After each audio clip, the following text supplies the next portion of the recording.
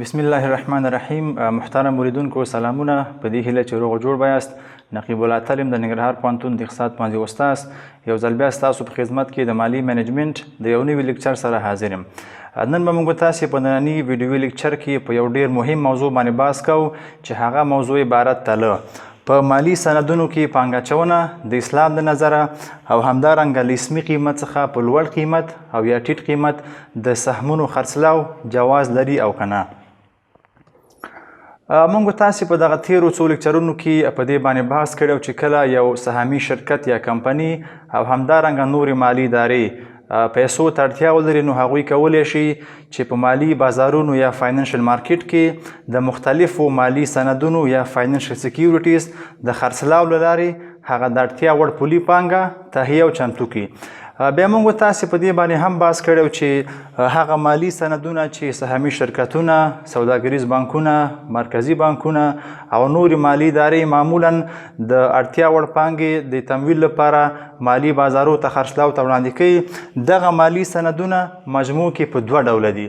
چې یو ته د قرضې سندونه وایي او بل ته د ملکیت سندونه وایي چې په دې باندې موږ تاسې په تیرو لیکچرونو کې مکمل بحث کړی و چې د قرضې اسناد کم دي او د ملکیت اسناد کم دي. په هغې موږ تاسې مکمل په مثالونو کې په تیرو لیکچرونو کې بحث کړی و. نن موږ تاسې په دې باندې بحث کوو چې په دغه مالي سندونو کې پانګه اچونه د اسلام د نظره شرعاً جواز لري او که نه. یعنی کله چې یو څوک وغواړي چې د ګټې په خاطر باندې د یوې کمپنۍ یا هم بلې مالي ادارې له لوري په نشر شوو مالي سندونو کې پانګه اچونه وکړي نو آیا دغه پانګه اچونه شرعاً جواز لري که نه؟ نن موږ تاسې په دې باندې بحث کوو. لومړی په دې باندې بحث کوو چې د قرضې په سندونو کې پانګه اچونه د اسلام د نظره جواز لري او که نه. موږ تاسې په دې باندې پوهیږو چې سود په اسلام کې ناروا دی او هر کله چې موږ تاسې یو بل چاته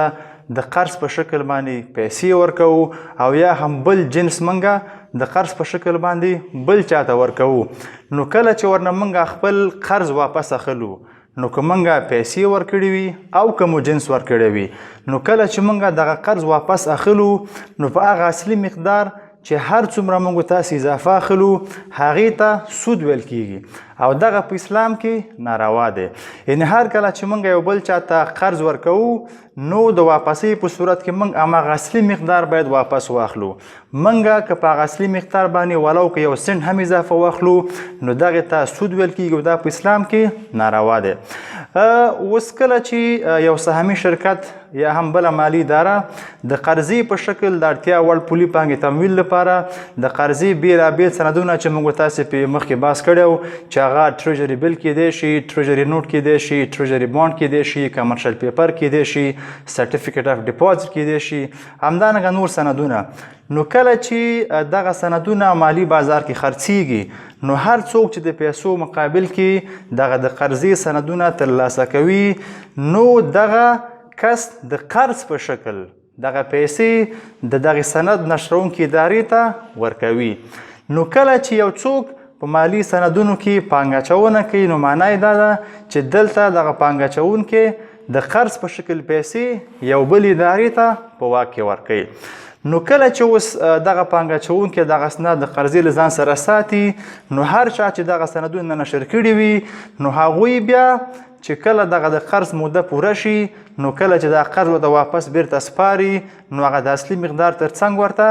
د سود په شکل باندې نورې پیسې هم سپاري. نو څرنګه چې موږ تاسې مخکې بحث وکړو چې هر کله چې موږ یو بل نفر ته قرض ورکوو نو په اصلي مقدار باندې چې هر څومره موږ اضافه اخلو هغې ته سود وي او دا ناروا دی په اسلام کې. نو دلته د قرضې په سندونو کې پانګه اچونه هم شرعاً ځکه جواز نه لري چې دلته موږ د قرضې په شکل پیسې یو بل چاته ورکوو او چې کله موږ خپل قرض لاسته راوړو نو موږ په اصلي مقدار باندې لا ډېرې نورې پیسې هم ترلاسه کوو. نو ځکه په قرضې سندونو کې پانګه اچونه شرعاً جواز نه لري او په دې کې پانګه اچونه ده ناروا ده. دلته که موږ دغه یو ساده مثال د اوس فکر وکړو اوس فرض کوو چې یو کمپني د هغوی د قرضې یو سند نشر کړی دی او مالي بازار ته یې خرڅلاو ته وړاندې کړی نو اوس که دغه د قرضې د سند هغه اسمي قیمت $1000 فرض کو نو که چېرته اوس یو پانګه اچوونکی دغه د قرضې سند د پیسو مقابل کې ترلاسه کوي نو دی به $1000 اوس هغه کمپنۍ ته د قرض په شکل باندې ورکوي او دغه سند د قرضې به ځان سره وساتي. اوس کله چې دغه د سند د قرضې میچورټي یا د پوره کېدو موده پوره شي نو دغه پانګه اچوونکی چې هغه خپلې پیسې د کمپنۍ نه واپس ترلاسه کوي نو دغه اصلي پیسو ترڅنګ کمپنۍ سود هم ورته ورکوي. نو چون دلته د پیسې د قرضې په شکل کمپنۍ ته ورکړي وي نه د مشارکت په شکل باندې نو د قرضې په شکل چې موږ کله بل چاته پیسې ورکوو نو که په آینده کې موږ په اصلي مقدار باندې ډېرې پیسې ترلاسه کوو دغه سود دی او دا ناروا دی. نو دا چې د قرضې په ټولو سندونو کې د نشروونکو ادارو له لوري په شکل د اشکالو لږ یا ډیر سود د دغه سند درلودونکو ته تادیه کیږي نو همغه ده چې د قرضې په سندونو کې پانګه اچونه شرعاً جواز نه لري. اوس موږ تاسې په دې باندې بحث کوو چې د ملکیت په سندونو کې پانګه اچونه جواز لري که نه. د ملکیت سندونه مختلف اقسام لري لکه سهمونه یا شیرز یا سټاک، همدارنګه د مشارکت سندونه، د مضاربت سندونه، د اجارې سندونه.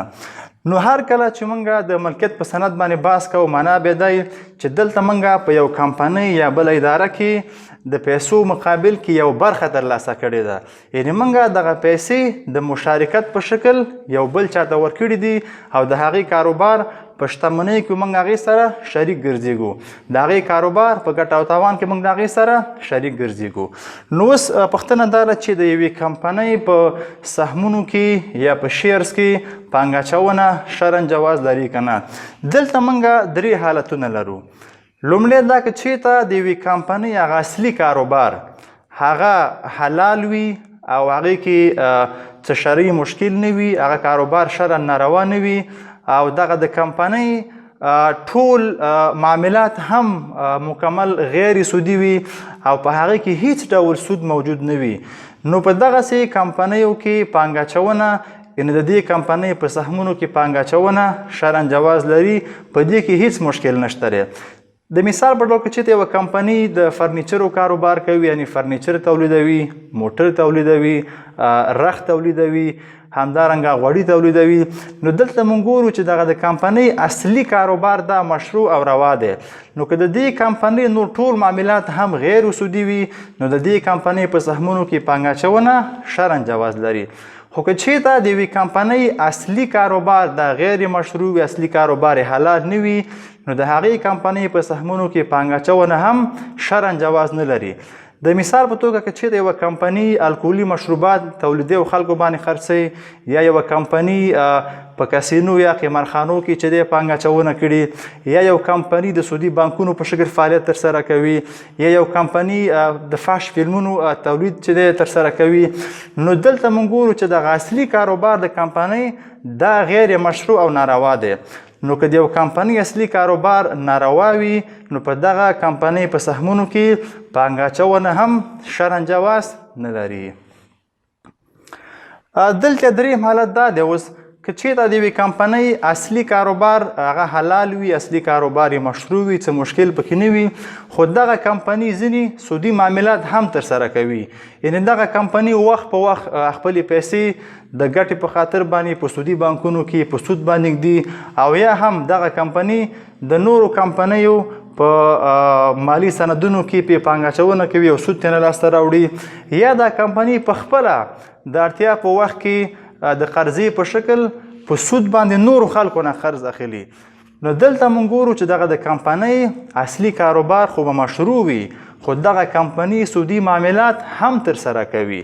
نو اوس سوال دا دی چې د دغسې یوې کمپنۍ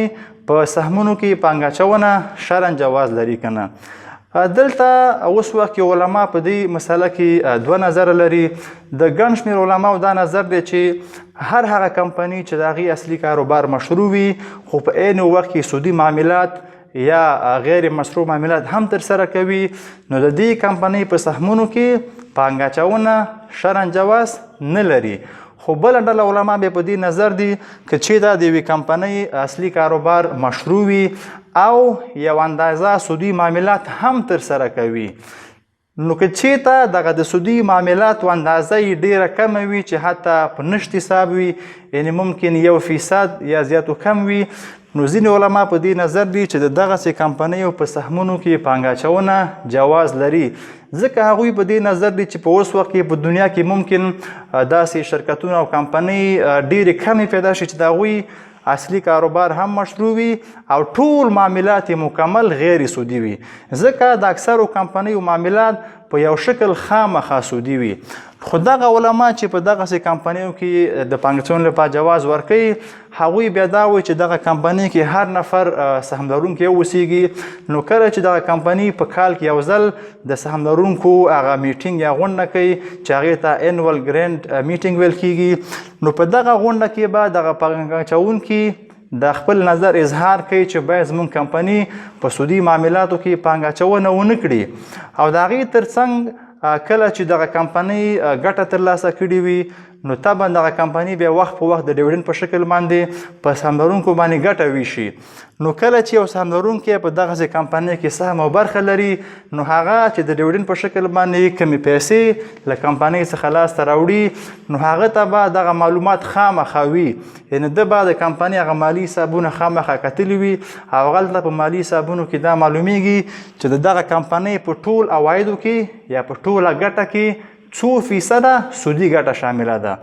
نو دغه سهم لرونکی به د خپلې ګټې له برخې څخه هغه د سودي ګټې برخه جدا کړي او هغه به په عمالمنفعه کارونو کې مصرف کړي نو دا د علماو یو نظر دی زما په نظر باندې ښه خبره به دا وي چې موږ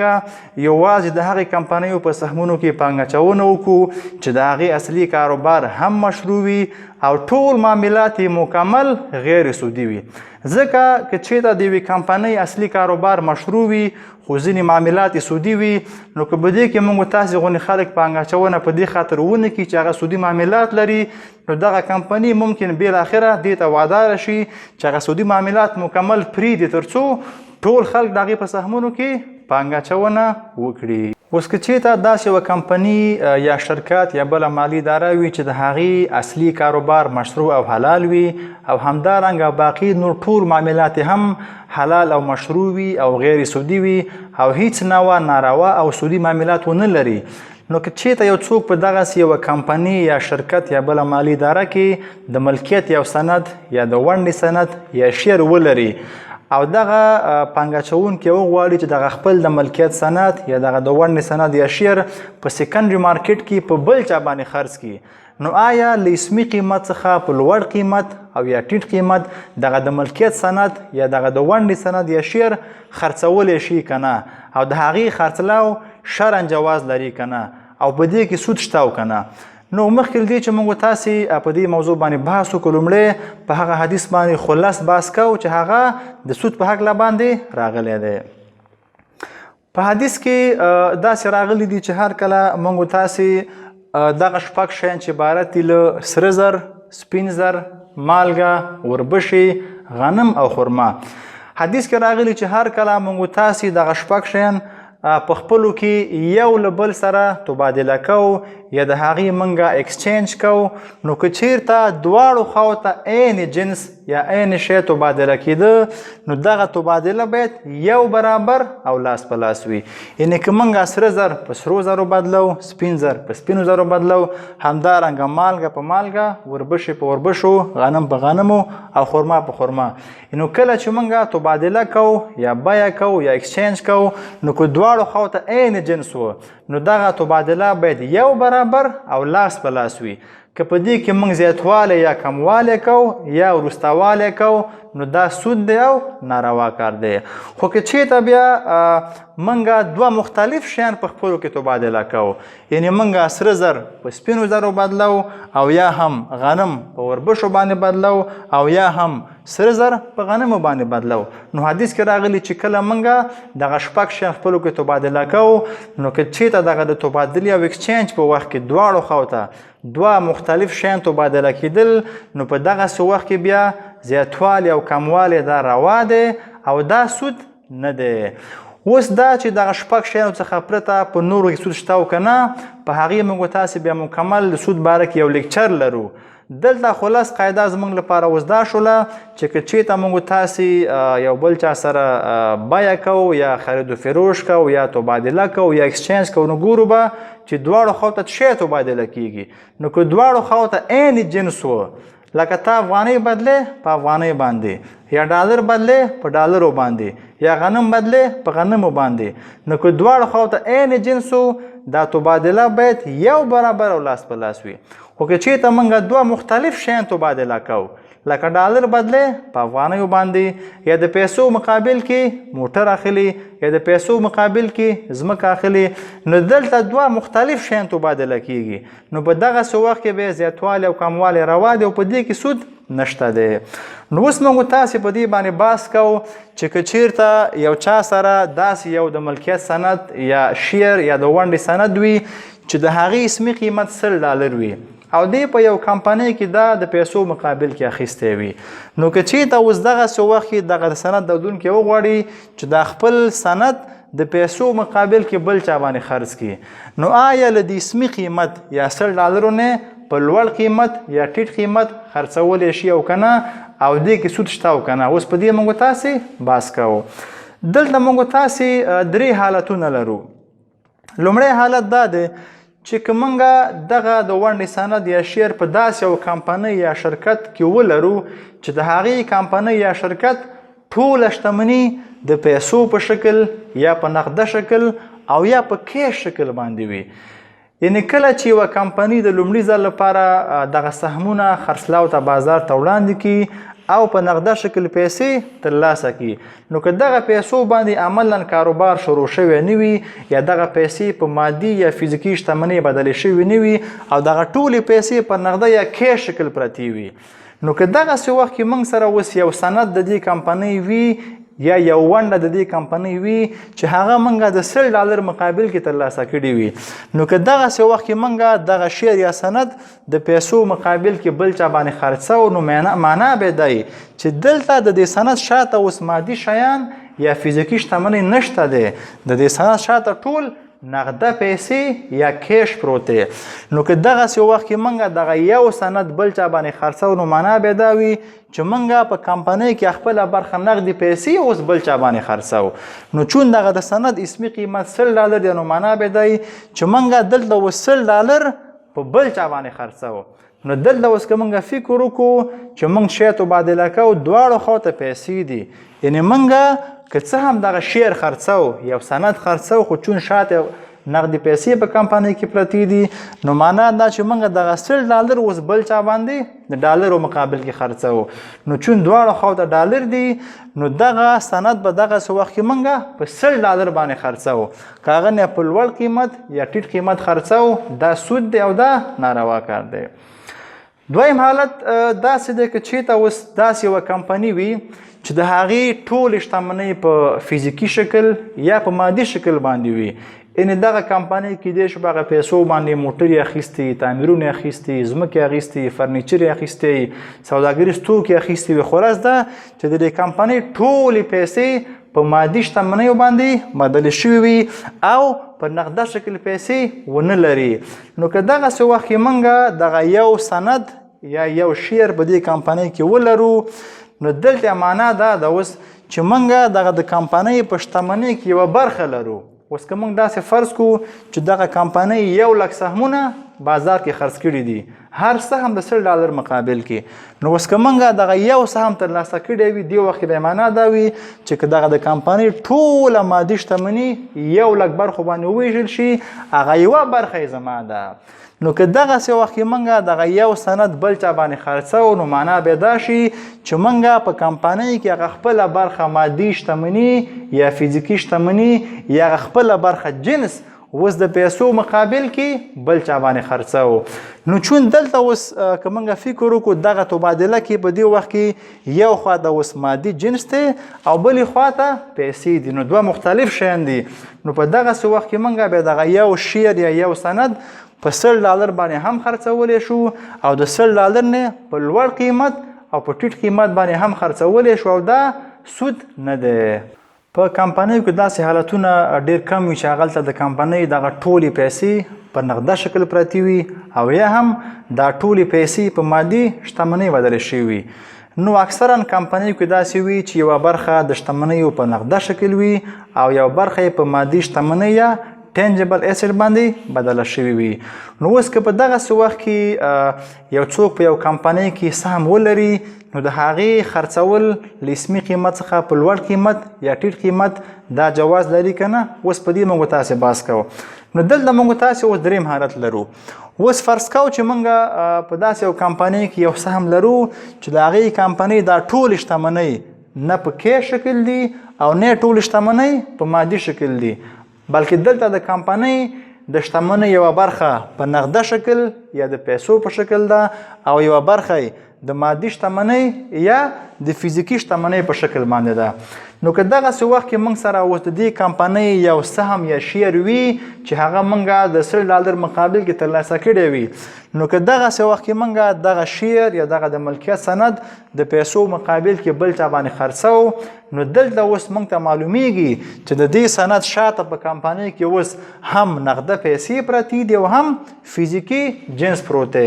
نو که دغه سند موږ دې وخت کې خرڅو، معنا به دا وي چې موږ په دغه کمپنۍ کې هغه خپله برخه جنس او خپله برخه نغده پیسې اوس مشترکاً د پیسو په شکل باندې بل چا باندې خرڅوو. نو آیا په دغسې وخت کې موږ دغه سند له $100 نه په لوړ قیمت یا ټیټ قیمت خرڅولی شو که نه؟ دلته لومړی موږ تاسې باید دغه معلومات وکړو چې دغه کمپنۍ په ټوله شتمنۍ یا په ټول اسید کې څو فیصده په کیش شکل دي او څو فیصده د مادي شتمنۍ یا ټینجبل اسید یا اجناسو په شکل باندې دي. اوس که موږ داسې فرض کړو چې په دې کمپنۍ کې څومره شتمنۍ چې دي د هغې شتمنۍ 80% په کیش شکل یا د پیسو په شکل دي او د دغه کمپنۍ 40% شتمنۍ د فزیکي شیانو یا مادي شتمنۍ په شکل باندې دي. نو که دغسې وخت کې موږ دغه یو سند اوس په سیکنډري مارکیټ کې بل چا باندې خرڅوو، نو دلته چون دغه د یو شیر اسمي قیمت $100 دی او شاته موږ پوهیږو چې 80% نغدې پیسې پرتې دي او 40% جنس پروت دی. نو دغسې وخت کې چون د دې سهم قیمت $100 دی، نو معنا به دا شي چې شاته اوس 80% کیش یعنی $80 پراته دي او همدارنګه د کمپنۍ په مادي شتمنۍ کې یوه برخه هم پرته ده. نو کله چې دغسې وخت کې موږ دغه یو شیر د پیسو مقابل کې بل چا باندې خرڅوو، نو دلته اوس موږ پوهیږو چې موږ اوس دغه نغدې پیسې او جنس مشترکاً د پیسو مقابل کې خرڅوو. نو چون دلته اوس موږ تبادله کوو، نو دغه د 80% پیسو مقابل کې چې د دې سهم دا $80 کېږي، نو د هغې مقابل کې خو به $80 خامخا ترلاسه کوو